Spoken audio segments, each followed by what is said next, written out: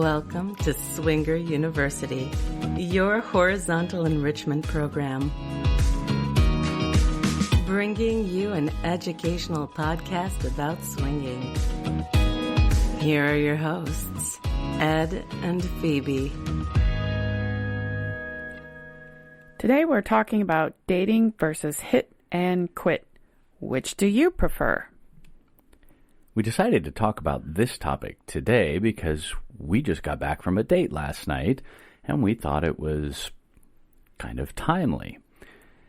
So we're going to talk about a couple different aspects of dating and kind of couple-on-couple experiences instead of the usual giant group orgy thing that happens at hotel parties. This is more of a double date. Yeah. Intimate one-on-one or couple-on-couple. Yeah. Okay, so dating. What are some of the advantages of dating? There are definite advantages. One of them is you build this long-term rapport with this other couple. Hopefully. There's this better connection, once you get past that initial getting to know you phase, that kind of awkward first date phase, then you really kind of get this sex of the mind. You get this almost foreplay because you can anticipate what they're into because you've been with them before. Exactly. And as we know, familiarity equals better sex. Definitely. It's not that one-night hookup where they're fumbling and you're fumbling and nobody knows what's going on. You don't really care because you're too drunk and it's a warm body and there you go. This is definitely more of a friends with benefits kind of long-term thing. Mm-hmm. The other advantage is if you are having that couple over to your house, you've got a more intimate setting. You've created the mood with nice lighting and some music, maybe some fun smells. And it's fun to get all those pieces together in anticipation. You have some drinks or some food and snacks. It's always a really nice way to build up that moment. Yeah, you've established this connection. You've established this sense of who they are and what they like, and so you can kind of build up the evening for that encounter. Mm-hmm. It's kind of fun. Exactly. So we've also got some tips for success with dating couples. And we're going to go through these quickly because these are covered basically in the whole podcast throughout all of our episodes. But it's good to kind of refresh these and have them in the front of your mind. Good thinking. So first thing, if you're going to date a couple and you're trolling on the sites to find that next couple, pictures of both partners. Oh, come on now, Ed. Both partners? Really? Both partners. Do not hide your husband. Bring him out. He likes to see the sun sometimes. It's important that he gets his vitamin E every once in a while and gets that sunshine. Take a picture of the poor guy and share him with the world. Poor dude. Contact them ahead to confirm that both people are real. Yes. Could be fakes, could be posers, could be, single men, single women, who knows? Just people trolling for photos. Yeah, so if you're going to set something up with them, have a little bit of conversation with them to make sure that they're real. Absolutely.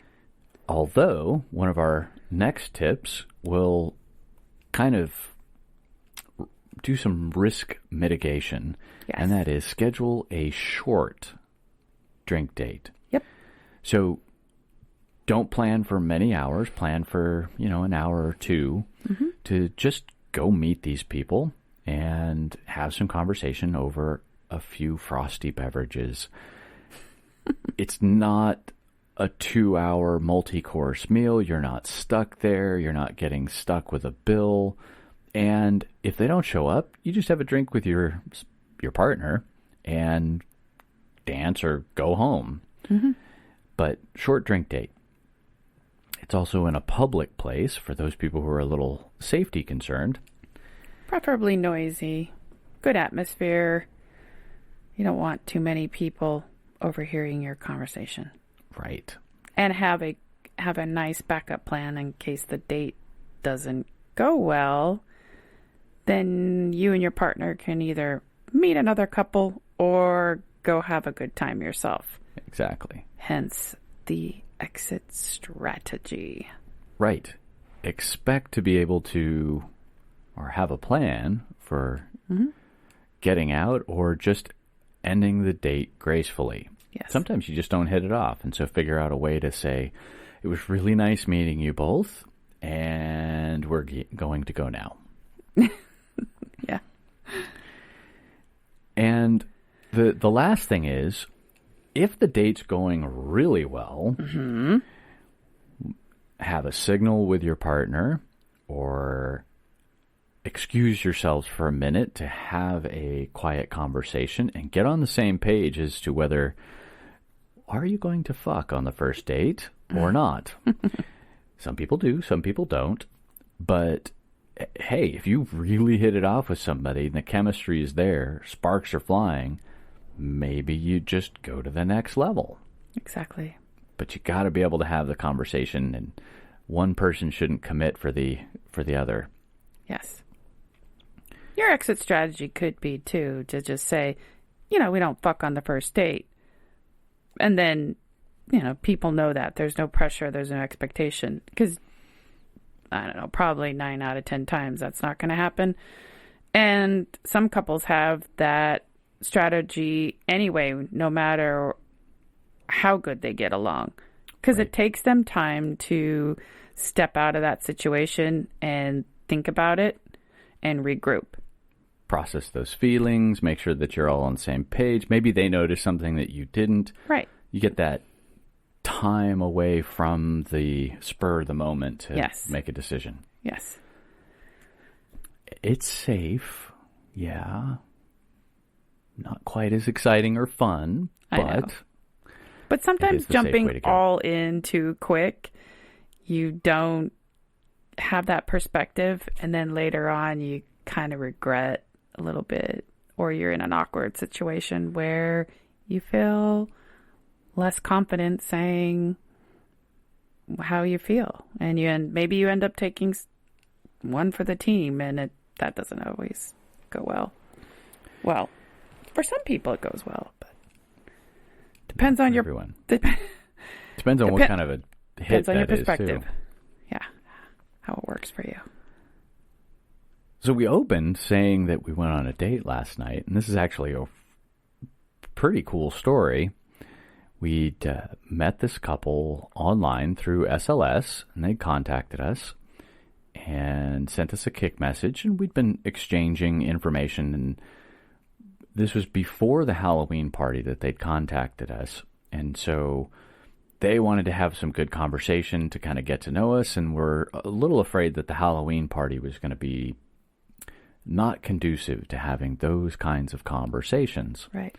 So they had some stuff come up. I think there was a birthday party the same day, and it just wasn't going to work out to do Halloween and that other thing all at the same time.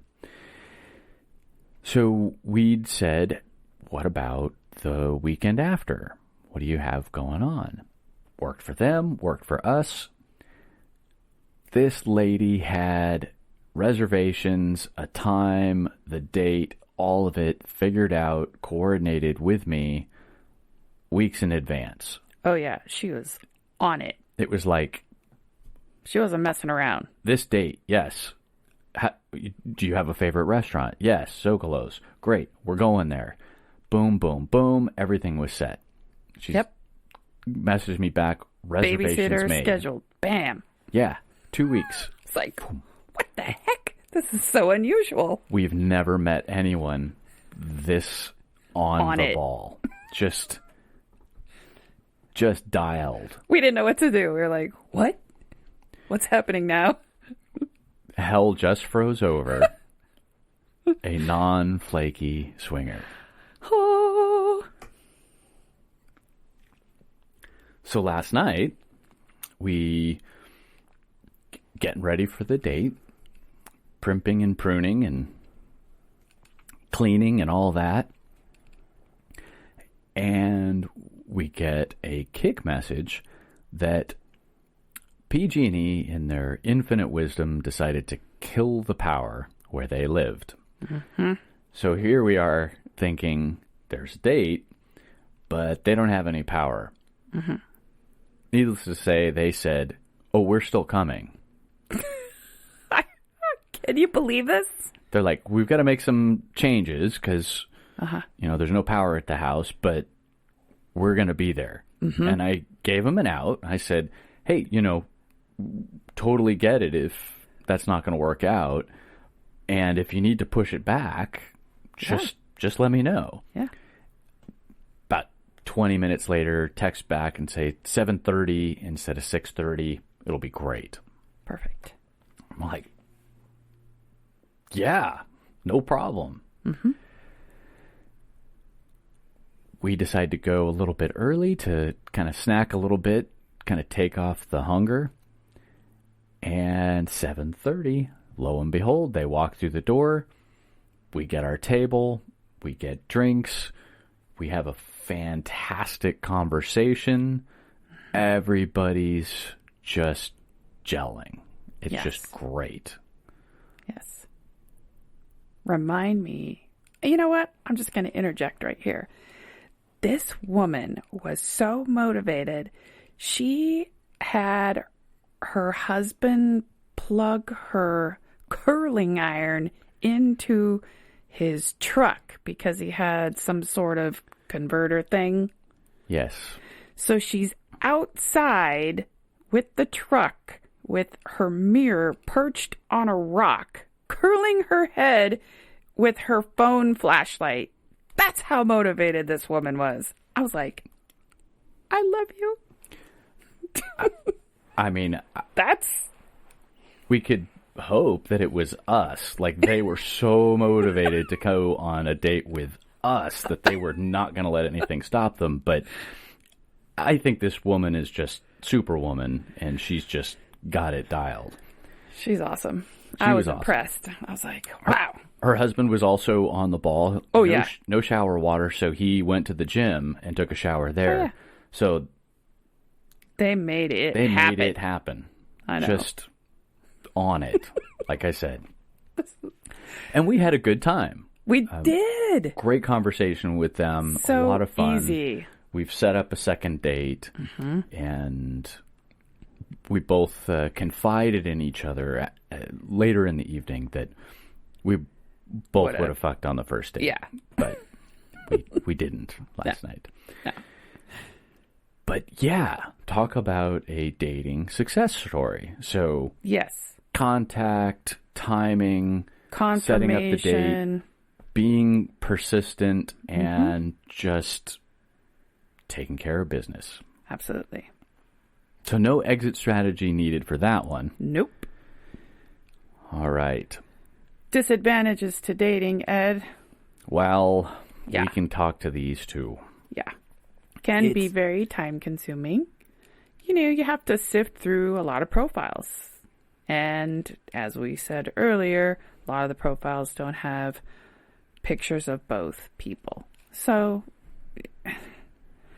honestly, we just don't waste our time because it just really hasn't panned out.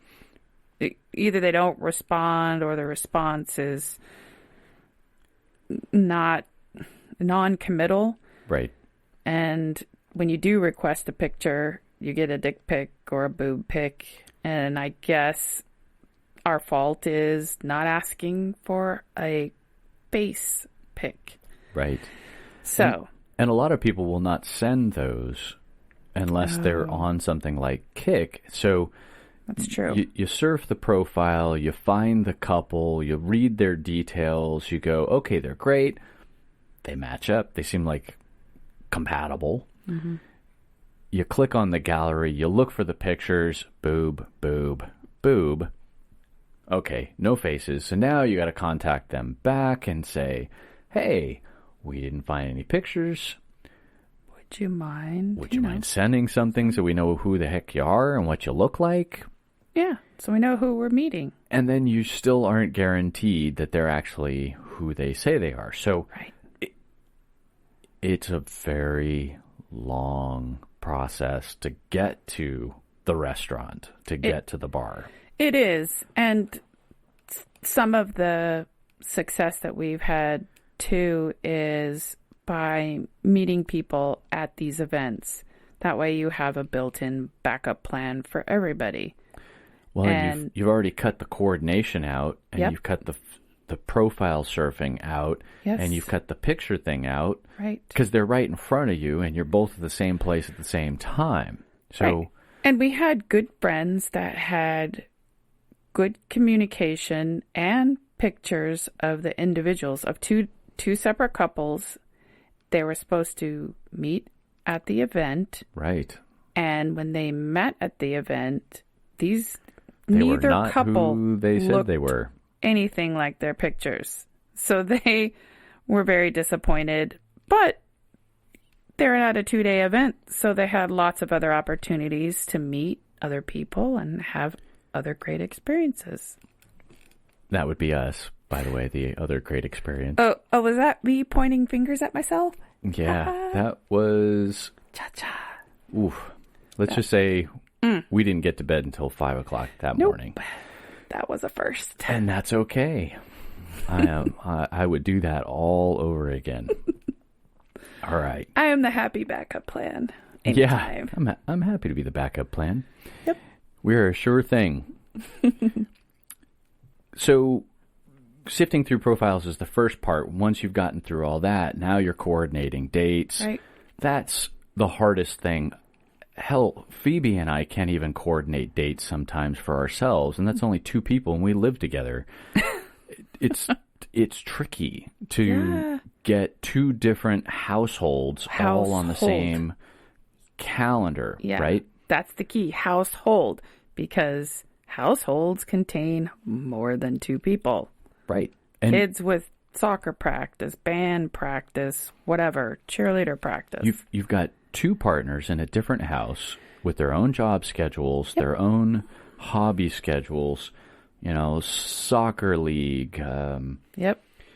They know it. Bowling, whatever. They know it. It is insane. Yes. So, coordinating dates, coordinating place, time, can be a disadvantage. It's all time-based. And then when you get down to it, you could go to the place that you're going to meet, and they just don't show. So, no go, no show. Not to mention, if they do show up, you're investing a certain amount of time with that couple. Yeah. And heaven forbid you picked a dinner date, and it's before dinner drinks, appetizers, dinner, dessert, and halfway through your first cocktail, you were like, honey, we got to get out of here. I'm like chewing my leg to try and get out of the trap here. You just never know, which is why those tips that we said about doing a short date, and this is great advice. I know single people are probably not listening to this unless they're in the lifestyle, but this is great dating advice. I learned that when I was dating.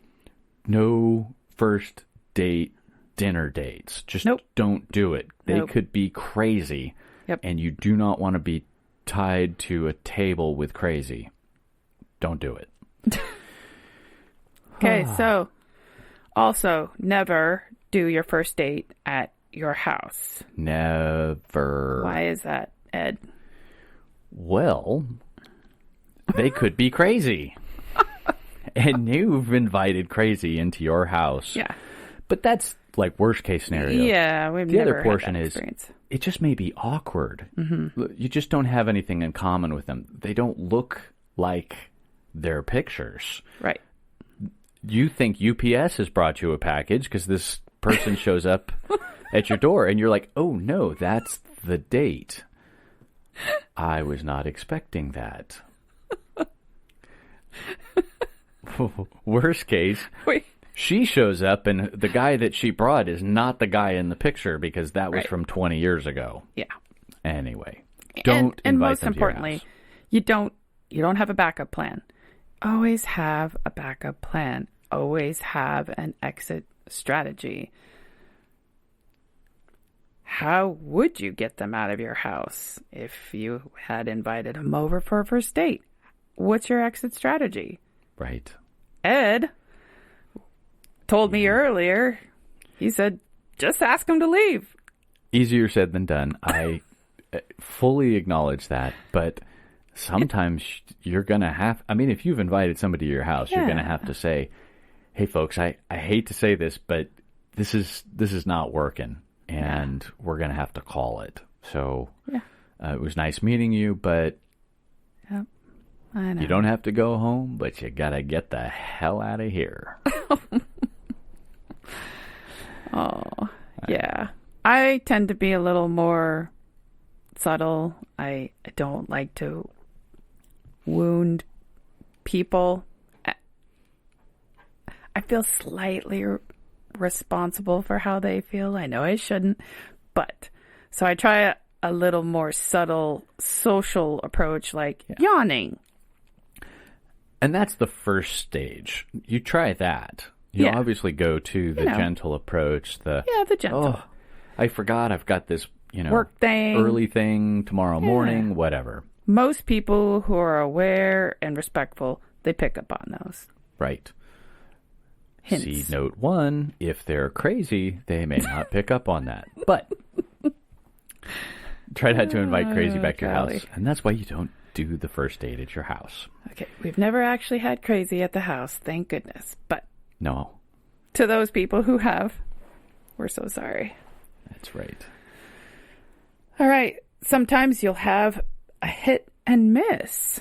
Right. So there's this concept floating around in the lifestyle of hit it and quit it. Yep. And we actually think that there's this intermediary layer, which is this hit and miss that we're going to talk about. And mind you, the hit and quit term gets thrown around kind of as a negative Right. definition, connotation. And I don't really think so. I mean, if that's what you prefer, then that's what you prefer. And we'll go into that. It's just different preferences in the lifestyle. Just one other layer. So with hit and miss, and I can honestly say that we've been guilty of this. And when I say guilty, it's not something that we set out to do. It's just kind of how it happened. So we meet a couple, we seem to hit it off, we get together, maybe we have sex with them, and it just doesn't go the way that we thought it was going to go. Now, Meaning the sex was okay, or it was just outright bad, or it was just awkward. So conversation was great, connection seemed great, but then you get to the act and it's kind of oh hum. Yeah. Or you've met them for that drink date and it seemed to go good, but then when you actually interact with them and, invite them back to your house or meet them at a party for a get-together, it just doesn't go the way that you thought it was going to go. Something's off. Yeah. It's just not quite, it's not connecting. Can't figure it out. Can't figure it out. Now, we always have a 2-date rule with that kind of stuff, and that is maybe they're just having an off night. I mean, everybody has Absolutely. weird things going on in their brains. Could have There's been a disconnect. Could have been a rough week. Maybe you drank too much. Something. There's tons of stuff going on. Yeah.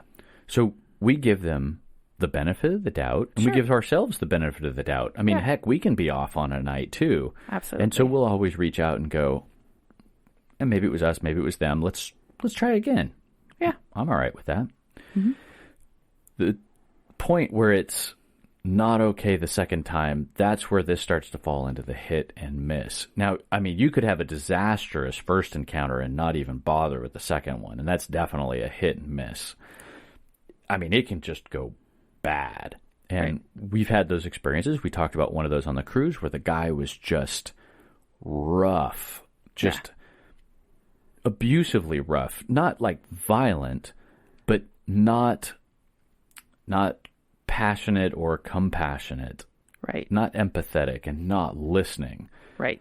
And it's just a stupid experience. It just doesn't make any sense. Yeah. Not a good fit. Not good. And that's kind of what we call the hit and miss. So it's different because the intent is different. Mm-hmm. Now, hit and quit is... Did you want to talk about one more thing in hit and miss? Well, let's see. Did we talk about, not vibing? Well, I guess you kind of touched on the not vibing with the hit and miss. Although you have some good examples about that. And so one of the examples of how you get a miss is there's just not that chemistry. Yeah, or, I don't know, maybe the guy, you get along great, he's sexy, but then we talked about maybe he can't follow direction, or he sweats profusely and you just can't stand that Chinese torture of the drip, drip, drip between your eyes. It's raining men. Oh, wait, wrong. I don't think that song meant that. And it just turns you off. There's something about it. Maybe he has chronic halitosis, or, I don't know. Maybe he was great in a group setting, but not so great in a couple setting. Right. And there is a dynamic with that. There are some people who work really well in, a 2-on-2 situation where everybody kind of gets along. And sometimes couples are really good when there's more couples to kind of interact with and kind of buffer the conversation in the room. Yeah. And you have more people to play off of, a little more distraction, but also a little more excitement. So some people may need to feed more off that type of group energy. Right. And you won't really know what that is until you have time to kind of step away and think about that a little bit. Absolutely. Okay. You are going to say... Hit it and quit it. Hit it and quit it. This is the classic one-night stand. This is putting notches in the bedpost, writing names in your little black book, doing this is sport fucking. Yeah. I mean, straight up. Yeah. Just hit it and move on. Now, there's some advantages to this. Yep. This isn't particularly our style, with the exception of group play in like a playroom, where our intent isn't to date or kind of build any kind of long-term rapport. I mean, we're playing in the playroom. Right. And a lot of times the group play situations that we're in, people come from all around. Right. So they're 100 miles away or 3,000 or more miles away. So you just can't date people that far away. It's just not, it's very The cruise was like that for us. Yeah. People were there from all over the world, and there's no way that we're going to connect with them again unless we all happen to be in Fort Lauderdale, leaving on the same boat. Right. But we have that experience locally as well. People come from hundreds of miles away for these big events. Absolutely. Halloween, there were people from different states. We had people from Oregon. There were people from back east. That's true. Some of our friends from, where were they? Virginia? Maryland? Virginia? Mm-hmm. Yeah, all over the place. Yep. And other than some text messages back and forth every once in a while, like we just don't see them. There's no way. I know. If I were wealthy and could fly the country at my leisure, we'd go visit these people all the time. But I'm not Batman. So, Okay. we've covered the people traveling, but so one of the other advantages in terms of this travel is people who do travel a lot, and this is kind of like a hall pass kind of situation. For the hit and quit check. For the hit and quit. Hit and quit list. So, if you're traveling or they're traveling, you kind of just meet up, have some fun, everybody goes their own way. One of the other ones is the fuck it list. Yeah. Really, you're just checking boxes. Yeah. You have a list. You have a short, tall list. Redhead, brunette, blonde. Yeah. Some Anything. ethnic variety of exotic locale. Short hair, long hair, all of it. Yeah. Yeah. I mean, we have friends who spent an entire cruise basically checking that list. Uh-huh. And they made they took a blood oath at the beginning of the cruise Blood oath.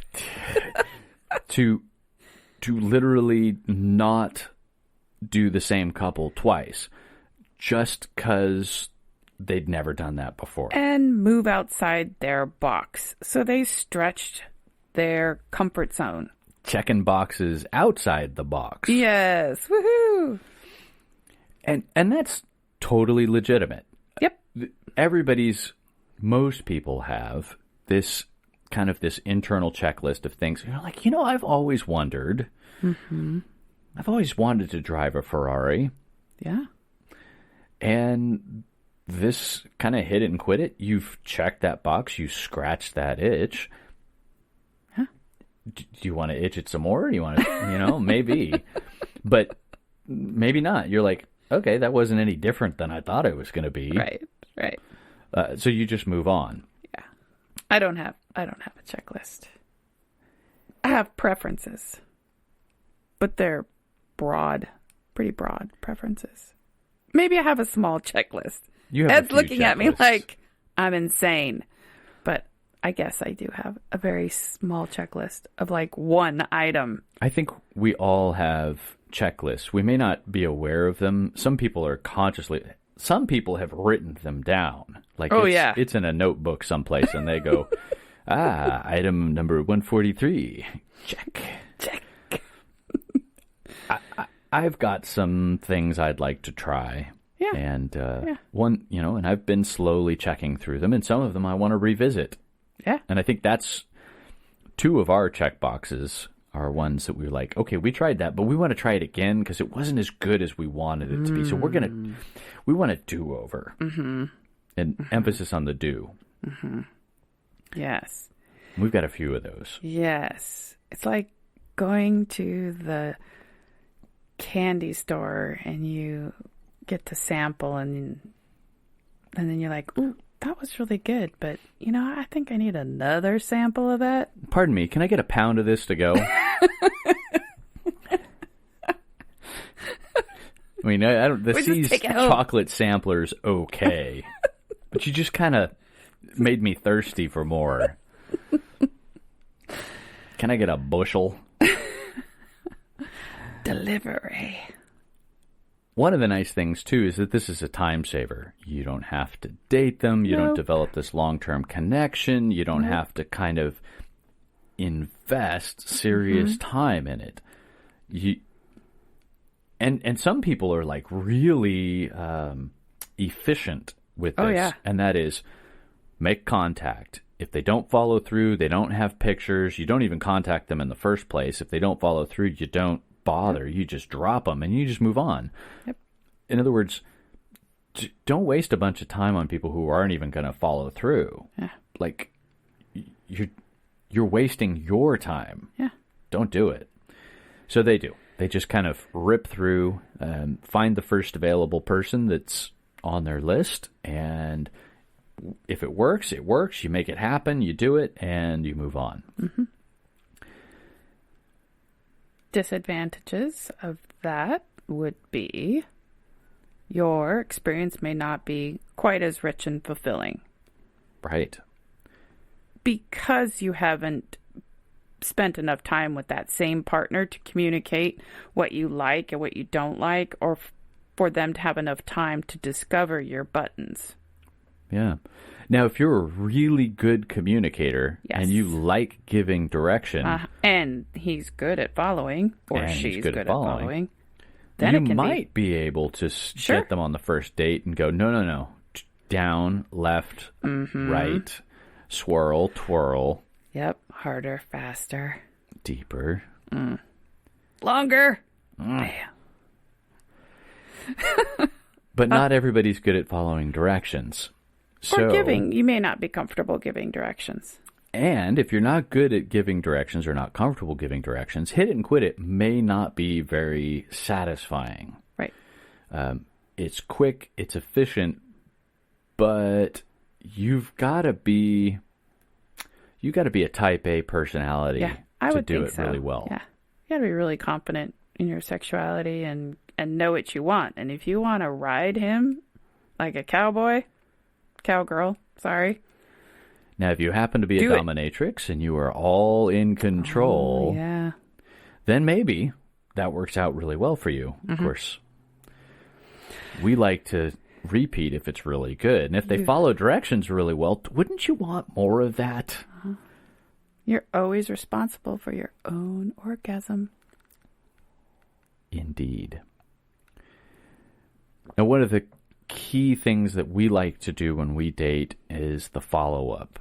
So we went on a great evening, or even not great evening, we always contact the couple afterwards and say, you know what, we really appreciate you taking time to hang out with us, spend time with us, and we enjoyed it. We'll either, if it was a great date, we'll do the whole thank you for a wonderful time. We look forward to meeting you again. We are currently checking our calendar for the next available date. Yeah. And we did that last night. Yeah. And we are definitely looking forward to our next date. Yes. Now, let's say it's a bad experience. How do you close? Or just not the right fit. Well, yeah, bad is Bad, relative. not the right fit. Yeah. Not repeatable. Not repeatable. Yeah. You'd say, maybe you'd say something like, hey, we made it home safe. Thank you again for your warmth and hospitality. We really enjoyed your company. Because you did. I mean, In the moment. yeah. I mean, they spent time to get ready and Yeah, it shows invite you appreciation. over or meet you at dinner or for drinks. And their time is just as valuable. And there's always something to get from every experience. Absolutely. This is the equivalent of writing Grandma the thank you letter for the socks you got for Christmas. Oh, You didn't want socks. no. You really wanted that brand new, iPhone? yeah. Yeah. Something. Rubber ducky. But you got socks or a sweater or something. Yeah. But you still write a letter. You still send them a note and say, hey, you know what? Thank you for thinking of me. Thank you. We hope we've given you some great tips for navigating the swinger dating scene. It's more challenging than dating as a single person, if you even remember what that was like, because the dynamics are 4 times as complex. Getting 4 people to agree on a date and time, show up, experience a great vibe all around the table, and be on the same page with their goals for the evening. Let's just say it's complicated. We've had some success, and it's worth trying at least a few times. Who knows? You may have great luck and fun doing it. Before you turn off our podcast to take care of all the vanilla things pulling you away, please reach out and give us a review. I am the first to admit that it is much easier to give a 5-star rating, which we appreciate. But if you could take 43 seconds to type a review, we would love it. If you want to share a personal story, ask us questions, or share your comments, please contact us at swingeruniversity@gmail.com or tweet us at swingerupodcast.